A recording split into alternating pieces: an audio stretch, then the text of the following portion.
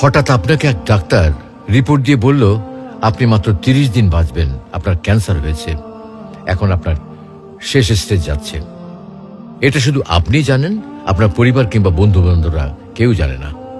এখন এই রিপোর্ট পাওয়ার পরে আপনি বাসায় গেলেন, প্রতিদিনের মতো আজকেও আপনার বাবা আপনাকে বকাঝকা শুরু করলো, তোকে দিয়ে কিচ্ছু হবে না, সারাদিন কোথায় থাকিস তুই, অকাজের ছেলে, ইত্যাদি ইত্যাদি। এই মধ্যবিত্তের বাবার যেমন হয় আর কি।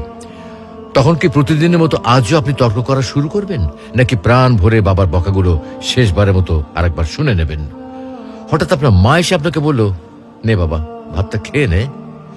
আপনার মনে হবে এই বুঝি আপনার মায়ের শেষ হাতের খাওয়া, আপনি আর বাঁচবেন না। আপনি পরম তৃপ্তি নিয়ে খাবেন এবং আপনার কাছে মনে হবে এটা আপনার শ্রেষ্ঠ খাবার, যদিও ডাল ভাত হোক না কেন।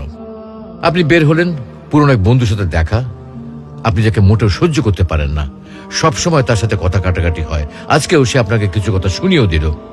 আচ্ছা, এখন কি আপনি তার সাথে তর্ক শুরু করে দেবেন? মোটেও না। আপনি হয়তো তাকে জড়িয়ে ধরবেন এবং বলবেন, দোস্ত ভালো থাকিস। আচ্ছা জানেন, আমরা এখন মৃত্যুর কথা ভাবতেই চাই না, এ থেকে আমরা পালিয়ে বেড়াতে চাই। কিন্তু যদি আপনি ভাবেন যে আজই আপনার শেষ দিন, তাহলে দেখবেন সবকিছুই আপনার কাছে ভালো লাগছে।